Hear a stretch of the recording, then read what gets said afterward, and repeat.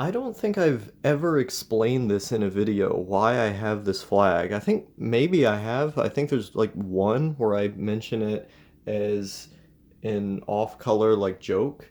And then I have one video where a guy commented an S and then I replied to the comment. And then I have a video on Production Outlaw, which no one is subscribed to, where I just explain it in like a room tour-esque meme video. The reason I have this Chinese flag up in my room is entirely to offend people. It's a pleb filter. Because when you go on my channel, the whole idea of it is that my perspective is going to be abrasive. And so, what is the most abrasive thing that I could possibly put on my wall that would immediately make people, especially Americans, go, ew, I don't want to look at this, I'm going to click off? Chinese flag. China is consistently rated as like the most hated country in America. Um, Chinese people are not particularly liked here, especially in the parts of the country that I've lived in. There's a lot of derogatory terms that Americans have come up with to refer to Chinese people in a racist way. Our society, politically, economically, and socially, is very anti-Chinese, or at the very least, very anti-Chinese government. Now, I am no fan of the Chinese government myself. I obviously am a huge advocate for freedom of speech, as well as religious freedoms, as well as legalizing drugs. I mean, you can get the death penalty just for selling weed in China. That's really messed up. There's a lot of really terrible things about their government. I mean, if you want to talk in terms of like, quote unquote socialist countries that have existed throughout time, I don't believe China is a socialist country. I think they're a capitalist country. But if you look at the former Soviet Union, drug possession was not a crime for a very long time. It was only producing and distributing them that was a crime. And so, taking a look at the quote unquote socialist countries that have existed, the USSR certainly had China beat on a number of those fronts in terms of freedom. Um, Again, not to glamorize the Soviet Union, but that's speaking in, if I had to side with one over the other in terms of which is better in history, I would obviously say that the former USSR was better than modern day China. But that's neither here nor there. So basically, if there's two countries that I take massive issue with, and one of them that I publicly take massive issue with has multiple policies that are significantly better than what China is today, obviously I'm not a supporter of it. Um, and I think a lot of my statements publicly have relayed that. Now, there was a period of my life where I had this sort of almost like accelerationist view in support of China, and it was very silly and bizarre. But that period in time didn't even last like a full year. Um, and so it's mostly just a gag. It's a pleb filter in order to ward off people who would come onto my videos and be immediately bothered by a different opinion. Because I'm not bothered by people who are pro-China. I'm not bothered by people who are racistly anti-China, people who take it to the other logical extreme. I'm not bothered by most perspectives in and of themselves. It's more about how those perspectives are presented. Now, with certain perspectives, like far right extremism, there tends to be more, or just authoritarianism in general, there tends to be more lenience towards intolerance. There tends to be more lenience towards being a dick. And so, more often, I get annoyed by people who are socially conservative or people who are right wing because those views for a lot of people naturally extend towards having behaviors and ideas that I fundamentally morally disagree with.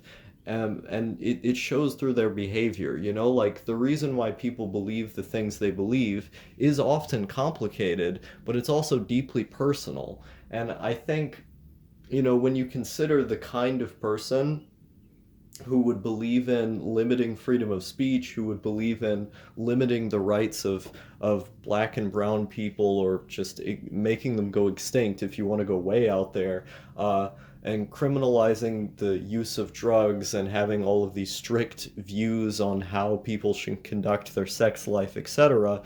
Usually their personality is also going to be authoritarian. I think that's a fair thing to say.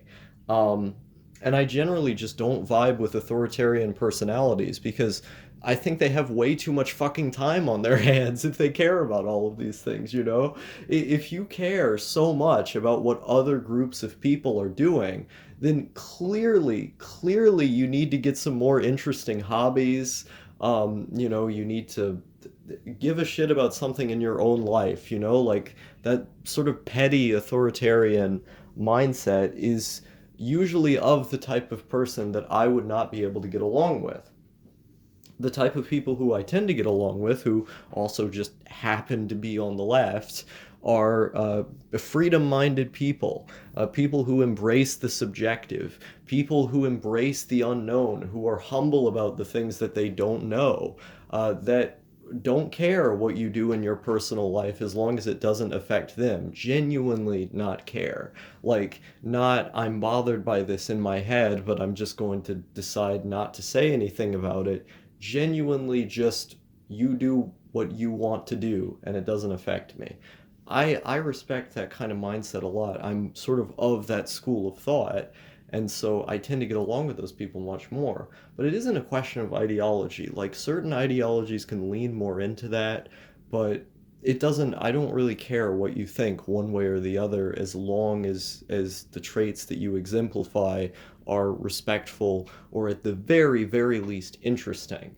And interestingness can fall on, any side of the spectrum. I'm only going to really get pissed off with you if you are a dick. And being of one side or the other is not necessarily a prerequisite to being a dick inherently. It simply means that you have a different set of values for whatever reasons, from whatever place you come from.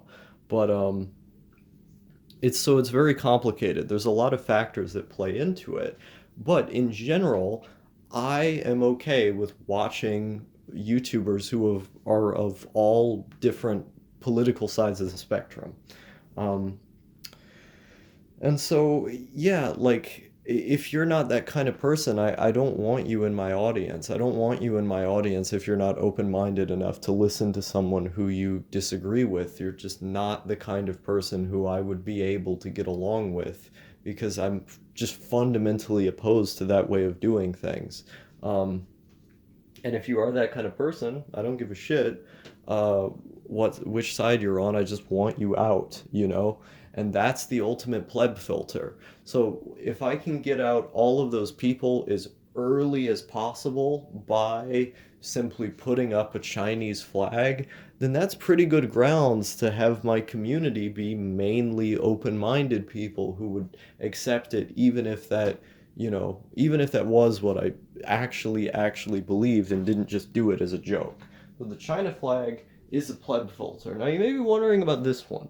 This is the Bhutan flag. Now, I cared a lot about Bhutan in my youth. Like, I thought Bhutan was just the coolest country ever, and I loved like the Buddhism aesthetic and whatnot. I don't really care about Bhutan anymore. This flag is mainly up as just a remembrance of that time. I had the Kazakhstan flag up, and that just kept falling down, so I took it off. I think I'm going to put a kanji poster there.